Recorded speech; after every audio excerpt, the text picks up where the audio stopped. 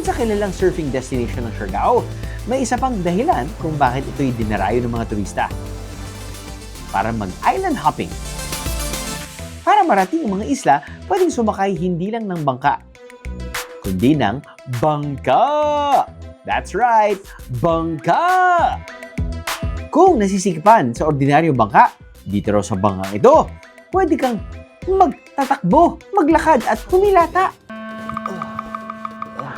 Heaven is an ocean. Anyway, this is customized bangka. Siya say bangka dahil medyo malawak siya. It's gonna take me, that was about 4 seconds. Yun yung width ng boat.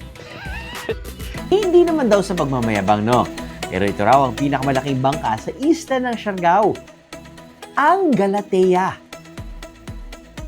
Yung true, island hopping o cruise? Yan. Uy, very comfy. Sanay na sanay kasi kami at ang biyahe ni Drew Crew na pagsasakay sa bangka, ganyan. Ganyan kami lahat. Tapos nun, isang row lang. Isang column lang kami na ganyan. Deng! At least ngayon, parang wild. Wild. Yeah, very comfy. Pwede kang umupo, pwede kang humiga.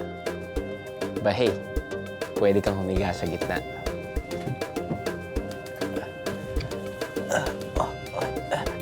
Parang siyang waterbed. Kaya from Galatea Boat, in-upgrade na nila ito sa Galatea Cruise. 20 hanggang 25 katao ang kaya nitong isakay. All-inclusive private package yan na may kasamang boodle fight, admission fees, boat fees, at accredited tour guide. Sa halagang 2,200 pesos per person, makaiikot na sa 3 malalapit na isla ng Siargao. Kung malaki ang bangka, doon tayo agad sa malaking isla, ang Daco Island, na sa Bisaya ang ibig sabihin nito ay malaki. May mga lokal na nakatira rito at kapag nagutom, pwede pang magpaluto ng pagkain sa kanila. Okay mga biyahero, nandito tayo sa Daco Island. As you can see, makikita mo mas malawak ang kanilang beaches. Tapos nun, maraming mga cottages because of the size. You have your volleyball tents installed as well. And mas maraming turista. Local and foreign. Now, dito ang setup nila. Dahil nga maraming mga cottages, pwede ka rin magpa-boodle fight. Ang menu ng ating boodle fight for today, syempre nandiyan yung kanin, nandiyan yung different types of seafood, pugita, nandiyan yung pusit, nandiyan yung inihaw ng baboy, meron kang, matawag dito sa Bisaya, kuya? Saang, tama, saang.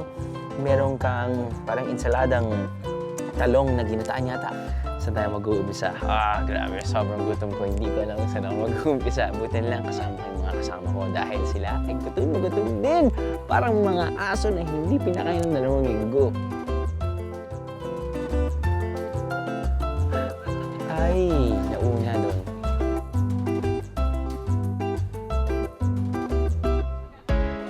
Dahil nga simple itong isla na to, at least may CR. At least may CR.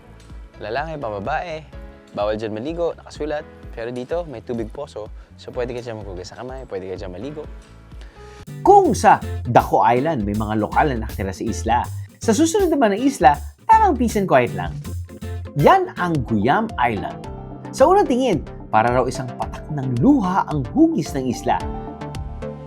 Kung gustong magmuni-muni, may mga cottage naman na pwede naman tambayan. Kung magtatagal dito, prepared, biheros, wala kasing tindahan sa isla na mabibilhan ng pagkain at tubig.